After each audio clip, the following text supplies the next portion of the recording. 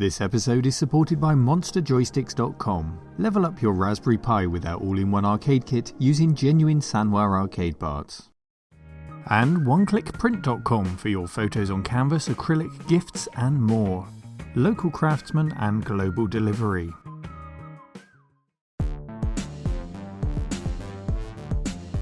Hello cave dwellers, welcome to the cave. Welcome to the cave. It's time for another show and tell, and we've got a special guest in Mark from MarkFixesStuff. Mark, thank you for coming today. Thank you for inviting me. Why don't you tell us what you do on your channel, MarkFixesStuff, although it's quite self-explanatory. Well, you say that, but some people do call me Mark Blows Up Stuff. It does happen occasionally, less so these days because the insurance premiums are just too high.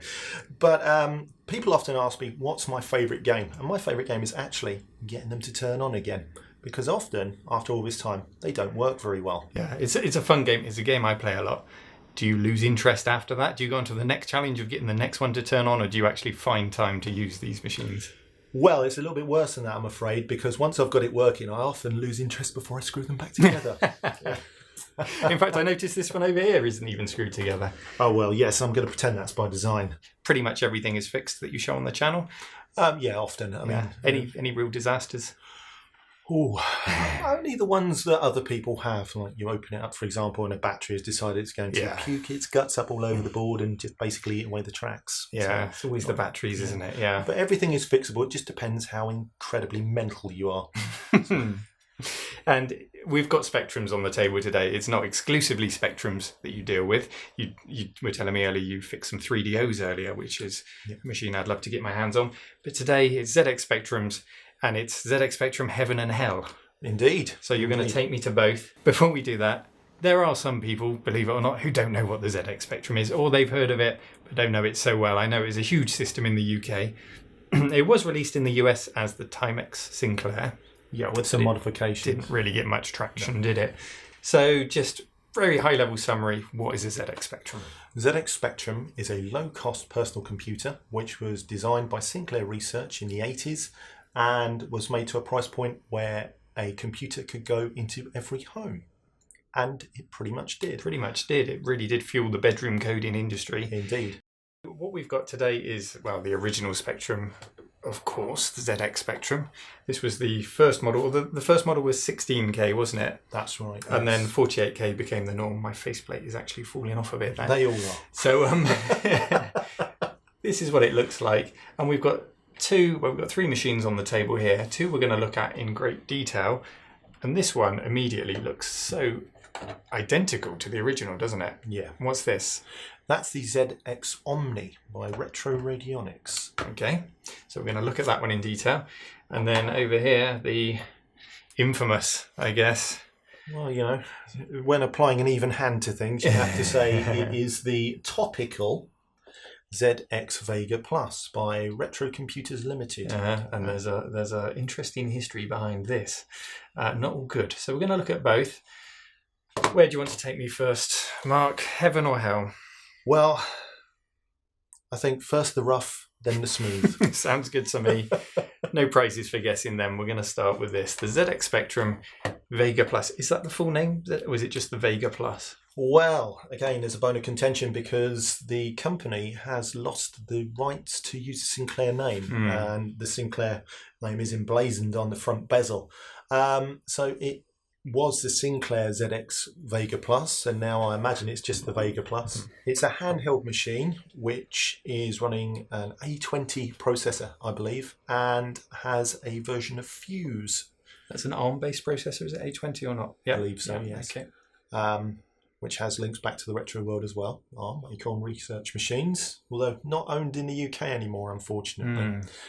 And I think really a demonstration might do the best talking. Right, okay. So I've seen demonstrations on YouTube and I'm not expecting good things.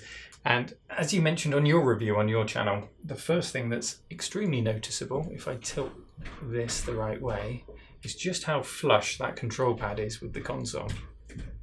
So it really gives a really limited range of motion. You've really got to push that hard to actually register a press. And that's just on the menu. Real lack of travel. Yeah. It almost feels like, to me, as I said before, the D-pad is fallen inside, although it hasn't. So there's nothing to push. You're pushing past the front plane of the console to register any key presses, and it's quite difficult to push as well, which doesn't help either. Yeah. How much did this cost? £100 plus £5 for delivery. Okay, and then this was an Indiegogo funded project. Yes. So RCL managed to raise £500,000 through That's Indiegogo on top of profits that they'd made from the original Vega. So the original Vega was similar in size, but without the screen. Is that right? Yeah, slightly smaller. Yeah, it was basically a TV game that plugged into the television. So that was a commercial success. Yes, absolutely. And so they profited from that. So it puzzles me why they chose to use Indiegogo if they had £200,000 or £300,000 profit from that. Well, does this speak something of the really ethos of RCL, do you think? Who really knows? And I wouldn't really like to speculate on that. Okay. However, I mean, maybe the argument is there to be made that they wanted to test the market and see if there was demand for it before they produced the machines. But the machine that they posited on Indiegogo was nothing like the machine that they produced. The first machine was designed by Richter, the famous industrial designer who designed the original Sinclair ZX Spectrum. Sadly passed away this year, didn't he? That's right. Yeah. And they kind of threw the design out the window. They dubbed this the Vega V2, even though the first one was never released. Yeah. And this is what a few people got. And they claim to have shipped 400 units, but probably only about 80 have surfaced. As others have said in other reviews, they almost look hand-painted, some of these buttons as well. Like somebody's gone with their nail varnish. Yeah, I mean, there's definitely a handmade element going on there. I've seen a couple of units now, and the red button is painted differently on each of them. The Sinclair name's there. If any more are shipped, surely that's going to disappear because the rights have been revoked by Sky, who own the name. They do, yes. Sky B, or whatever they're called. And it's been revoked. So if any more are shipped, I don't think they can be shipped with the Sinclair name on. Yeah. So it doesn't look like it would be difficult for them to remove it, really. No, I mean, it wouldn't make much difference anyway. Just rip it off. Yeah. And then we've got various ports on the top here. Chisel it out. So we've got micro SD card, reset button, headphones. Video out, which I've heard, headphone and video out, but I've heard there's problems with that. You get sort of a dual image on the screen. You do. So if you imagine your LCD screen as 4 quarters, like you were playing a 4-player game on an N64 back in the day, 4 players, then the top 2 have 2 identical images, but they're the different scan lines, as it were. Do you think they'll ever fix that? No. If I'm honest, no. If I had to put money on it, no. I'd love to be proven wrong, but I don't think that will be fixed. Do you think we'll see any updates whatsoever for this, or do you think this was just released for legal reasons? In my personal opinion, I think that this was probably released by the current directorship of RCL in order to satisfy a requirement that otherwise would have left their books open for scrutiny towards some alleged misdoings financially. However, that is just my opinion. I do not have any proof of Carefully that. chosen it's words, just Mark. my thoughts. It has been universally reviewed quite badly, and everything that people have said is true. I've just picked it up to hold it, and another criticism is how sharp the edges are, and it is uncomfortable to hold. It is. You've got sharp edges all the way around there. So, I mean, I would recommend not buying one, but I don't think there's even an option to buy one anymore. I don't think you if can anything, buy one. the sad thing is this may become a collector's item. Maybe. You know, it is, or it was for a short period at least, an official Sinclair product. Yes. It's not going to be anymore. It's been released in limited numbers. Could be a collector's item of the future. Well, some of them are going for over £400 on eBay. Really? Yeah. Wow. With the nice packaging that it comes in, which is literally a cardboard box. It is a black cardboard box. Black cardboard a bit box. of wax paper. Shall we see it in action, Mark? Can you load up a game for us and show us how it Well, works? I'll try. It depends if I've got the stamina. So, press the button at the top and go down to game list. I can't remember which one loads it. Here we go. So let's try Albatrosity. Loading. One thing I'm noticing while you do that is the extreme reflection off of the screen. It's very reflective. Very shiny, isn't it? So we've got a little bit of audio here. So that doesn't sound too bad. Now, I'm never really sure what to press here because it gives you all the numbered options and there were no instructions delivered with it at all. Okay. Not even a scrap of paper. So I'm just going to press the 2 button because it's the one under my thumb. Number of players, 1 to 4. Who knows? Right, okay. So pressing the buttons left and right, you can see that it's fairly difficult to press. I think we press that one or that one. No, one of them does something. Oh, there we go. It's the F button for fire, maybe. Oh, it probably is what it is. Yeah. So as you can see, I can just about play, but as pointed out by many others, I don't know if you can see my thumb there. You actually have to push quite far. I mean, it's not going to kill me because I'm a man's man, but it's. One thing I will give it is the quality of the image, despite being a reflective screen. It's not bad. No, it's a really nice screen, and that's something that I've said as well on my review. Oh. And I think we might leave it at there. I think so. It's getting mutilated. No, not up, down. He won't turn down now.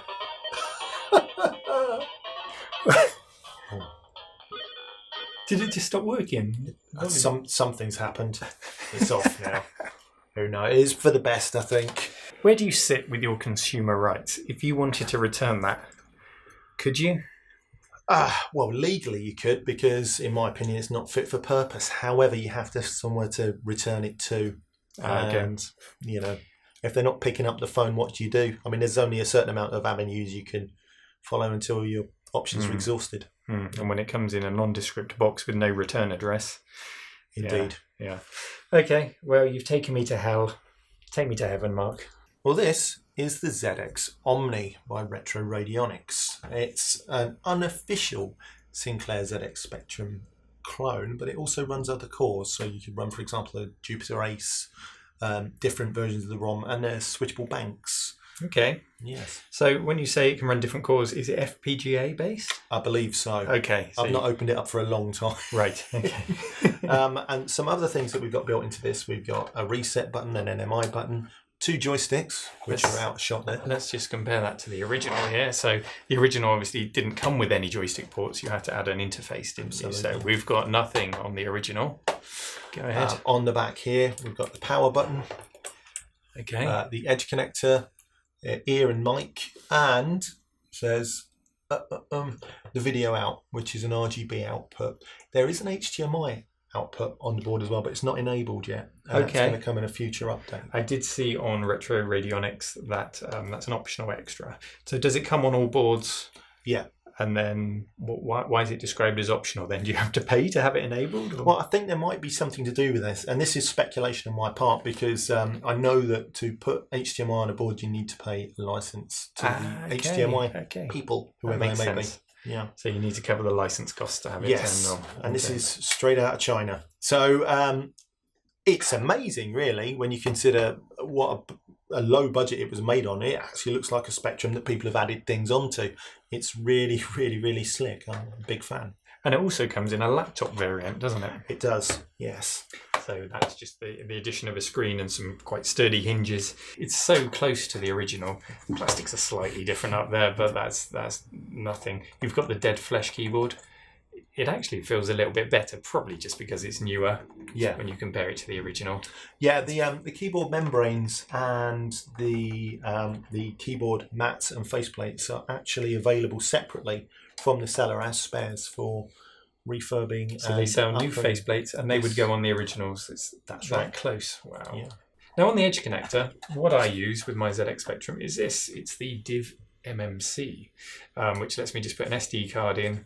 I slot it in the back of my original ZX Spectrum here, put an SD card in, and it gives me 1 joystick port, and I'm good to go. No more tapes. No more nice, tapes. Easy Spectrum use.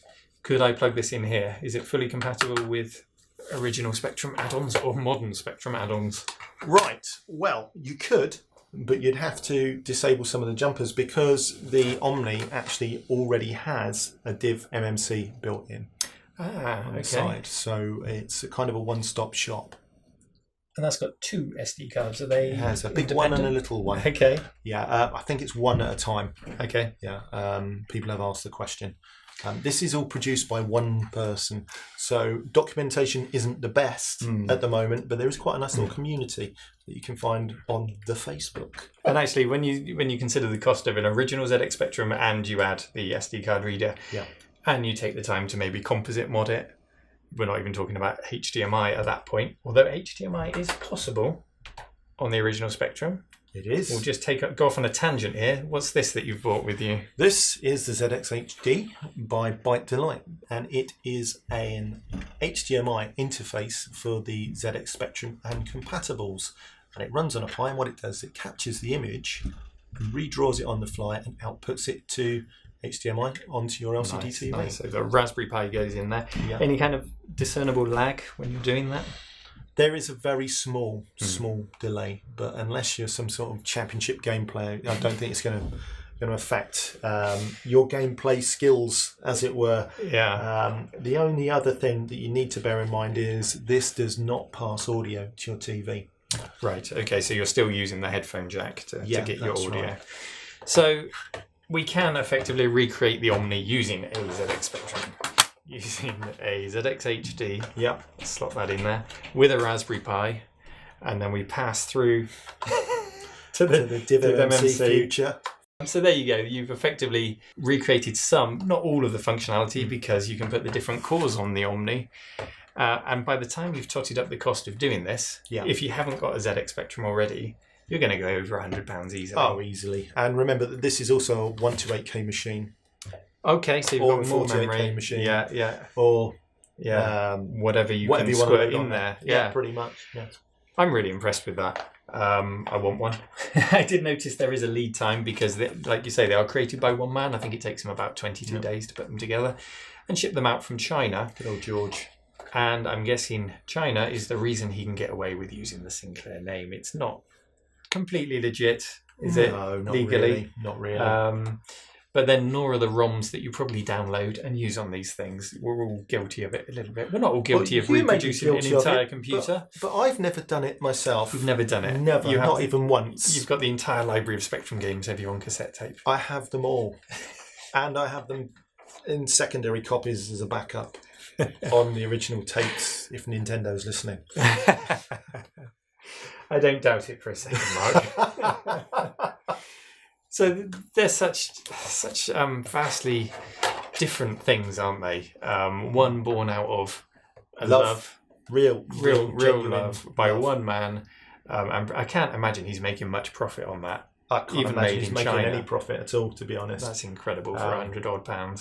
I mean, when you bear in mind that he's had all the injection moulding done for the case. Yeah. And this is the same guy who makes the different coloured cases as well. So he's doing a real service to the Spectrum enthusiast market because he's actually supplying spares that weren't available before. Yeah, you can get a transparent case, can't you, for your original Spectrum, which is a really nice product. So yeah, 2 very different products. And it goes beyond that, doesn't it? The Spectrum community is huge. It's and very, very dedicated. And we've got some other bits and bobs on the table. So we've looked at those. I did have one other question with this. This is FPGA, isn't it? So it doesn't have to go through the process of recreating or using original ULA chips, which are not very easy to come by. Over here, you've got something different. And that does get over the problem of finding ULA chips, doesn't it? So why don't you show us what you've got in there? So what we've got here is an original ZX Spectrum Plus case, but inside it's very, very different. And the clue to what's inside can be shown by the back plane. And again, what we can see here is we've got an SD card slot, mic and ear sockets, a Kempston joystick interface, and a TV out, which takes a special cable for RGB. So when we open it up, we'll be able to see inside. This is the Just Specky 128 by Zaxxon, Peter Bugov. And this is an analog recreation of a Spectrum. Now there's a problem with the ULA. It's a chip that you can't easily reproduce because it's a fabrication process that no longer exists. It served a purpose, manufacturers could make it, and then it didn't serve a purpose anymore. So manufacturers like I think it was Ferranti, just stopped doing it. And in a nutshell, what it was a mixture of digital and analog circuitry in one chip. And it's not something we can do now in a purely digital world. So this here is the SLAM 128, which is a recreation by someone called Mark Smith. And what he's done is combined digital with analog in one module, and it works really, really well. Because the ULA was completely reverse engineered some years ago, wasn't it? It was, documented in a book. So the problem was obviously identified some time ago within the community, and they've reverse engineered it, and this is the result, products like this, so that the Spectrum can live on. It is absolutely amazing. What the lengths that some people will go to. Why it's almost insanity. Yeah. Almost.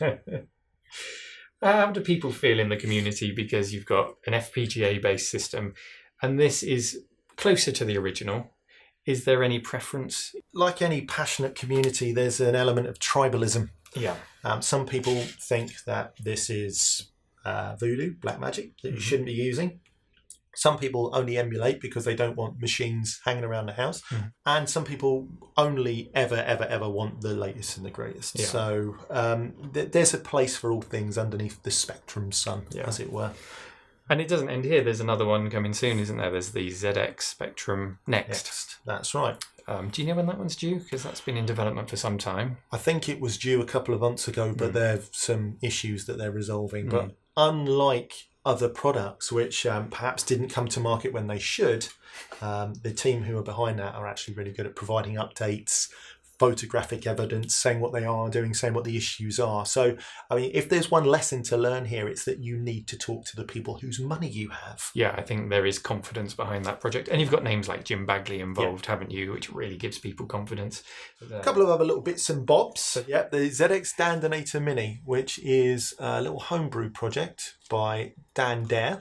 I'm having to use a copy of Fusion magazine here to get things in focus. Good magazine, by the way. Issue 1 of Fusion. That was almost a seamless plug there. It was, wasn't it? Well done, Neil. There we go. What does the Dandinator do? It's a little bit like having a plug-in ROM card. So it's got programmable ROM slots. Okay. You pop it into the back of a Spectrum. You press the button. It comes up with a lovely menu. You can pick your game, or as I usually do, pick my diagnostic ROM. I use the one by Brendan Alford, which is ZX Diagnostics. And if you've got a ZX Spectrum that isn't working very well, say one of the RAM chips, for example, it can identify which RAM chip you need to pull out. These are very, very, very inexpensive. These are less than €20. You have to build it yourself, but it's quite a pleasurable little build. And you can play games with it as well. Also enter pokes. Oh, nice. So it's quite a useful little thing. That's never far from my grasp. You've used that to rescue a few Spectrums, have you? Oh, absolutely. It's really sped up the process, Now, this one says Zaxxon by 8bitclone.com. I can see here we've got some Yamaha sound chips on so here. You can probably guess what that is. That's a stereo sound card, a mod player, in effect, for the Spectrum. And I have got a video on my channel demonstrating that. It's quite short because not everybody wants to listen to mod music as recorded through my camera. But I demonstrate it, and it sounds brilliant, actually. This is the ZX Uno, and that is another multi-core machine with a primary emphasis on the ZX Spectrum. So it's very, very interesting. You can plug a PS2 keyboard in. You can get a set of stickers for the PS2 keyboard as well, which I don't have. It's a multi-core emulator machine. It does things like Sega Master System, all sorts of good things. You can do a VGA output on it as well, but I haven't got the adapter. The chip I'm seeing in the middle there, it says a Spartan 6, which is, I think, the FPGA chip. That's right. Nice. I'd like to get an FPGA-based lap board. It does open up a lot of options, doesn't it? Of course, the one I'd really like to get hold of is the Vampire. Yeah, the Vampire for the Amiga. Wouldn't we all? Pricey boards, hard to come by, but I'm all for FPGA. Yeah, very nice. I think that's everything you've bought on the Spectrum side of things today. I think so. There's a whole bag of other stuff over there we're going to go and play with this afternoon.